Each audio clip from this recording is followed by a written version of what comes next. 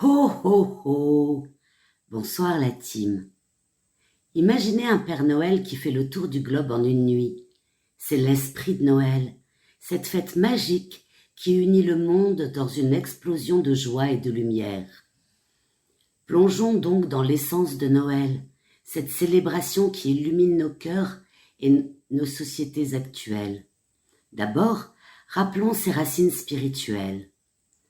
Noël commémore la naissance de Jésus, un moment de paix et d'amour pour les chrétiens du monde entier.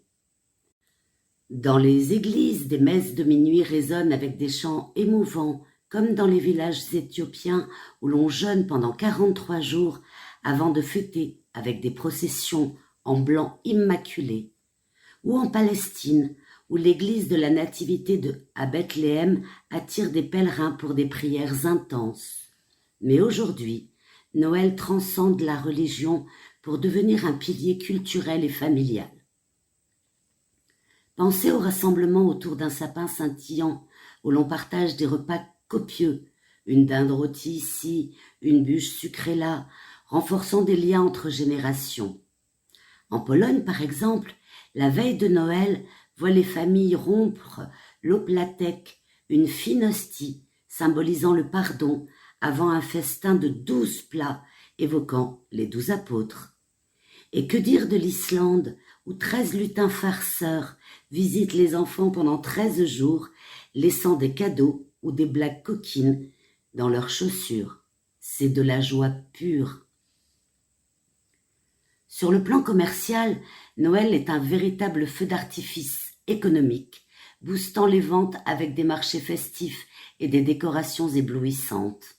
En Allemagne, les marchés de Noël regorgent de pain d'épices et de vin chaud, tandis qu'au Japon, où la fête est plus romantique que religieuse, on savoure du poulet frit en amoureux, des illuminations féeriques, une tradition née d'une astucieuse campagne publicitaire. En Chine, on offre des pommes de paix, la veille, jouant sur les mots pour la nuit sereine. Cette dimension consumériste peut parfois frôler l'excès, avec des cadeaux empilés sous le sapin, mais elle souligne aussi la générosité. Des campagnes caritatives fleurissent partout, comme en France, avec des associations aidant les plus démunis, ou au Ghana, où l'on distribue des dons aux orphelins. Dans notre société globalisée, Noël prône l'inclusion et la diversité. Au Mexique, les 9 jours précédant Noël recréent le voyage de Marie et Joseph avec des piñatas éclatantes et des chants joyeux. En Australie, on célèbre en été avec des barbecues à la plage et un Père Noël en tenue de surf. Même dans les pays non chrétiens, comme l'Indonésie, des musulmans participent à des échanges interconfessionnels, transformant Noël en un symbole d'unité. Pourtant, face aux défis modernes, comme l'impact écologique des emballages ou la solitude pour certains, Noël nous invite à réfléchir. C'est un temps de pause, d'espoir et de renouveau, coïncidant avec le solstice d'hiver pour chasser les ombres de l'année écoulée. En France, Noël reste férié le 25 décembre et, pour beaucoup, c'est d'abord une grande fête familiale, même chez ceux qui ne vont jamais à la messe. Environ 10% des Français assistent à la messe de minuit aujourd'hui, mais presque tout le monde célèbre Noël. C'est l'exemple parfait d'une fête chrétienne devenue culturelle et presque universelle.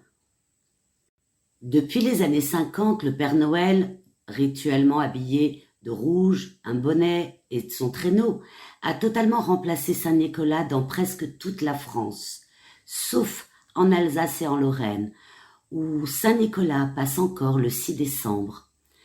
En effet, l'Alsace est la région la plus noélique de France, avec ses marchés de Noël. Strasbourg est la capitale de Noël. Les petits gâteaux, les petites brioches, Saint-Nicolas, le mystérieux Hans Trapp qui l'accompagne pour effrayer les enfants méchants. En Provence, les santons, les petits personnages en argile, la crèche vivante, les pastorales, ce sont des pièces de théâtre en provençal, et les 3 messes de minuit, de l'aurore et du jour. En Savoie, Et en montagne, ce sont des descentes au flambeau, des vins chauds, des raclettes ou des fondues de Noël. Dans le Nord et les Flandres, les gaillans, les géants de procession réapparaissent, parfois pour les fêtes. Fêtes synonyme de gaieté, avec des tubes incontournables comme Petit Papa Noël de Tino Rossi, datant de 1946, toujours le disque le plus vendu de l'histoire de France. Il y a aussi Vive le vent, Mon beau sapin, Douce nuit. On les entend partout dans les supermarchés comme dans les églises.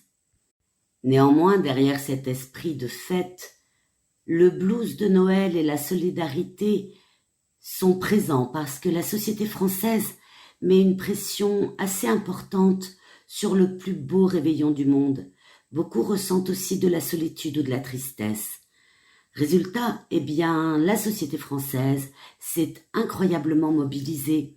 Parlons par exemple des Restos du Cœur et du Secours populaire qui organisent des réveillons pour les sans-abri. Des mairies ouvrent des réveillons solidaires. Des milliers de bénévoles distribuent des repas chauds la nuit du 24. En résumé, le Noël français d'aujourd'hui est une magnifique fête laïque, teintée de catholicisme, un festival de lumière et de gourmandise, une explosion de chaleur familiale. Et c'est le seul moment de l'année où même les plus grincheux acceptent de chanter Petit Papa Noël en chœur. Alors,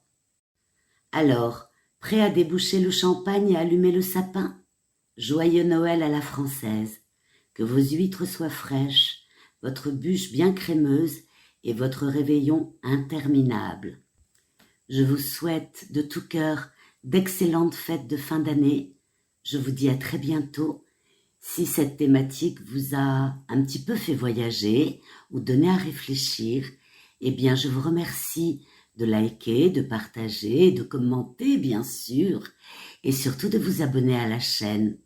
Je vous souhaite encore une fois de belles fêtes de fin d'année, pendant lesquelles je vous recommande d'être sage, mais pas trop.